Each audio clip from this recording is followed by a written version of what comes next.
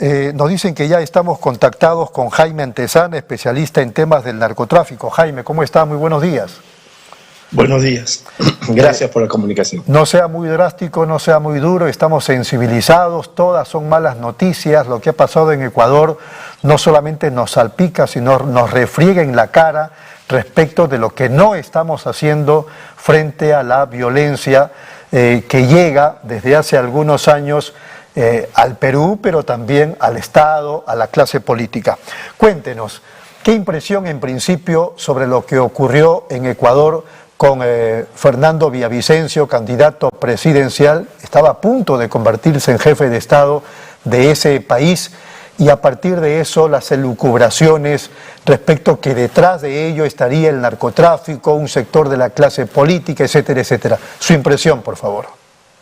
Bueno, después de hurgar en todas sus declaraciones, sobre todo las últimas declaraciones del extinto candidato presidencial Fernando Villavicencio, no queda otra que quienes han sido los responsables, o quienes habrían sido los responsables de este asesinato, o magnicidio como se ha llamado, serían los cholneros y el Sinaloa. Ellos son los que están detrás de esto, o sea, alias Fito es el jefe de esta banda criminal que opera y que él lo ha sindicado en varias ocasiones. Así es. En los últimos días. No se puede inventar a quienes... Crimen organizado es una abstracción. El crimen organizado tiene varias formas de expresarse.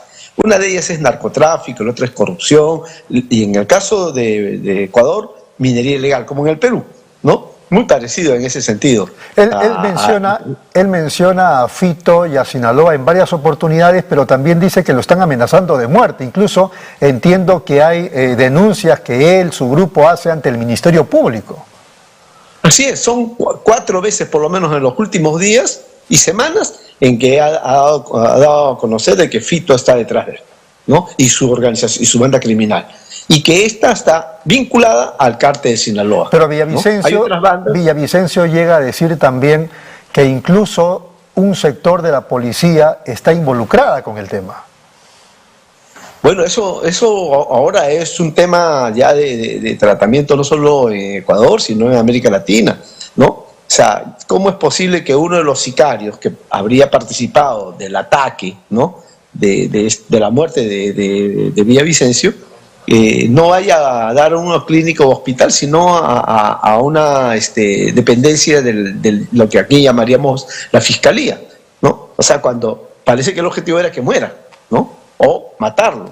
Entonces, eso es muy sospechoso, lo cual quiere decir que el narcotráfico ha llegado a instancias y a niveles ya muy altos del poder político, ¿no? Y del Estado. Tanto así, Jaime, que ya Lasso, el presidente de Ecuador, no confía en la seguridad que se supone él debe manejar y llama al FBI.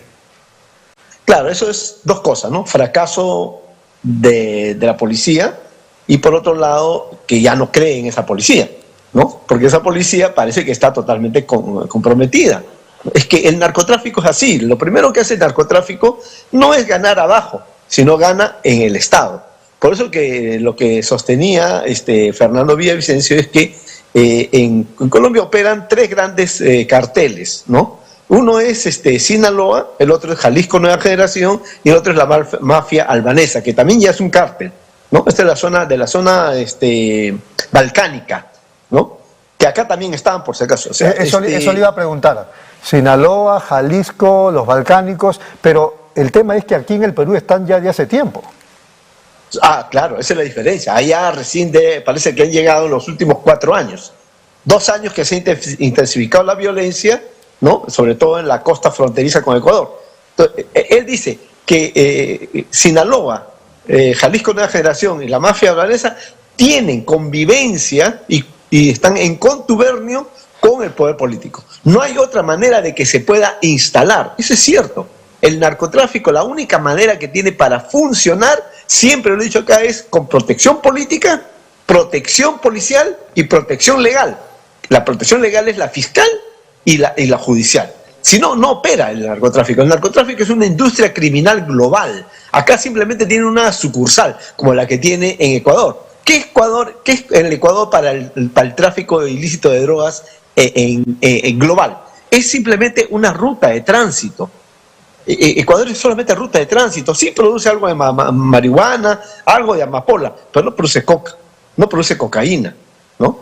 Entonces, evidentemente que es la ruta de la droga o de la cocaína colombiana y en menor proporción peruana. Bueno, la peruana está yendo... Aquí sí hay producción, entonces allí quería que nos explique cómo operan estas sucursales del narcotráfico mexicano en el Perú, cómo y dónde. Bueno, están sobre todo en la costa que es frontera con Ecuador, y sobre todo, ¿dónde? En Las Esmeraldas. Es un puerto, Las Esmeraldas, que es como el Callao, que es la principal ruta de salida al Pacífico, de toda la cocaína colombiana que llega por Ecuador. Otro país que es, por donde sale la cocaína colombiana es Venezuela. Pero resulta de que en los últimos años, antes de la pandemia y post pandemia, el narcotráfico ve en una ruta estratégica en el Ecuador, que siempre lo fue, no es nueva, esto no es nada nuevo, Ecuador siempre fue la ruta de la droga, ¿no? Aquí en el caso peruano vimos con notoriedad hasta el 2010 cómo en la frontera de Ayabaca había laboratorios de cocaína que la trasladaban al otro lado de la frontera, es decir, al Ecuador, ¿no? Laboratorios, hasta laboratorios de heroína, ¿no? De cocaína y de heroína. ¿Por qué? Porque es zona de producción de amapola. Entonces, en el Ecuador ya el narcotráfico ha estado armando este escenario. Especifique, por favor, esa producción de amapola en el Perú, ¿dónde está? ¿Dónde se ubica? Bueno, el laboratorio que se armó en Ayabaca, en la frontera con Ecuador, Ayabaca es una provincia serrana de Piura, es un laboratorio, primero fue de cocaína y luego fue de heroína. Los dos laboratorios estuvieron en territorio peruano. Yo escribí sobre eso, ¿no? Sobre los dos laboratorios. Y yo dije, entonces por eso yo indagué desde el año 2012 al 16 las investigaciones sobre amapola. Y encontramos mucha amapola, e incluso hice un mapa de la amapola para una empresa que me solicitó de la amapola en Ayabaca y Huancabamba, dos provincias serranas, frontera con el Ecuador. O sea, teníamos, además es una larga historia sobre la amapola en el Perú, pues data de la última década del siglo XIX, o sea, no es nada nuevo, ¿no? Ellos tenían que abastecer de opio a los inmigrantes chinos, ¿no? Los llamados culíes que estaban acá en el barrio chino principalmente, ¿no? Y que trabajaban pues en la costa norte, en las haciendas algodoneras, arroceras, ¿no? Y en los puertos. Estos narcos mexicanos están en el Perú hace unos 10, 12, 15 años. En ese tiempo los laboratorios no eran de narcos mexicanos, eran de narcos ecuatorianos y peruanos. Era una sociedad, en ambos casos, se manejaba indistintamente en el Perú o Ecuador, porque para el narcotráfico no existen fronteras. El narcotráfico es el capitalismo criminal. Muy bien. No existe fronteras. Correcto. Usted ya lo veía, las autoridades, sobre todo centrales, ¿no lo veían? ¿Lo ven ahora o les resulta indiferente? Se lo pregunto porque no recuerdo, salvo que usted me corrija, a la presidenta Boluarte o los otros presidentes que hemos tenido recientemente hablando de estos problemas con el narcotráfico y particularmente con el cártel de Sinaloa o de Jalisco. No, para ellos no existe el crimen organizado transnacional. No existe. Aquí tenemos no solo Sinaloa, Jalisco Nueva Generación, esos carteles mexicanos. Tenemos a Comando Bermelo, que llegó el 2018, a Madre de Dios, y el 2020 lo encontramos en Ucayali, y hoy controla Ucayali, ¿no? Acá tenemos por ejemplo, a la disidencia colombiana, o sea, de la ex-FARC, en Putumayo, ¿no? Que volvió después de no llegar ellos no aceptaron el acuerdo de paz con el gobierno de Santos, y por lo tanto volvieron al narcotráfico, a la minería ilegal, a la tala de madera, en el Putumayo peruano, ¿no? Y luego se ha sumado Sinaloa, pero una organización armada llamada Los Sinaloas, que ahora sí se ha declarado ya como una filial de Sinaloa. Ahora, no sabemos de qué facción. ¿por qué el gobierno no lo enfrenta? ¿Desidia, miedo, componenda? ¿Qué podríamos elucubrar? Es que las grandes organizaciones internacionales del crimen organizado y los carteles no están generando violencia en el Perú. A diferencia, por ejemplo, de Tren de Aragua. Pero ese es de extorsión. El Tren de Aragua, la Cota 905, ese es de extorsión. Esos son los que están generando violencia. Y acá todo se está reduciendo a la extorsión, ¿no? Y a las bandas criminales como el Tren de Aragua, la Cota 905 y otras, ¿no? Pero no se está refiriendo al crimen organizado transnacional, es decir, a los carteles, ¿no? Tanto mexicanos, brasileños, de la zona balcánica como los albaneses, los búlgaros, ¿no? Los montenegrinos, ¿no? Etcétera, que han llegado por estos lares. Para terminar, la producción de hoja de coca ha vuelto a subir, ¿verdad?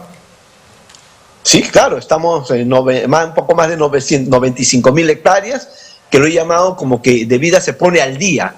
De Vida nunca tuvo cifras que realmente captaban la realidad desde el 2014, ¿no? Se están poniendo al día y ellos tienen la fotografía de 95.000 hectáreas. Jaime, si usted estuviera en el gobierno, ¿qué le aconsejaría a quienes ocupan la máxima magistratura?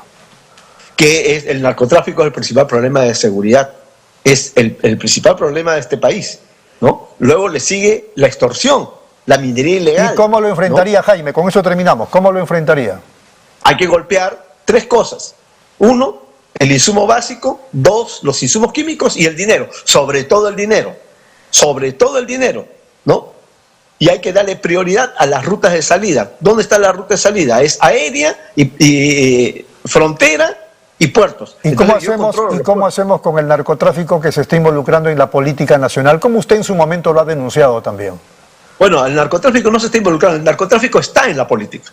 En este país el narcotráfico, es la diferencia con Ecuador, que está irrumpiendo la política, ¿no? Está irrumpiendo la política, por lo visto tiene ya alianzas dentro del Estado, dentro del aparato estatal, dentro de los partidos políticos, pero no tiene el poder, como sí lo tiene acá. Acá sí tenemos un narcopoder. Muy bien. Acá hay un narcopoder que está gobernando, prácticamente gobernando, ¿no? Y por eso que no se preocupan, porque no hay un pacto, pues. Hay un pacto, no va a haber la violencia que está habiendo en Ecuador. Correcto. Que es un desborde de la violencia, sobre todo en Guayaquil y en otras provincias. Listo. ¿No? Que Jaime, todas son de la zona costera. Se nos acabó el tiempo. Ha sido usted muy amable, muchas gracias y un fuerte abrazo. Bien, gracias. Ha sido Jaime Antesana, vamos de inmediato a la pausa y luego regresamos con Celina Palomino.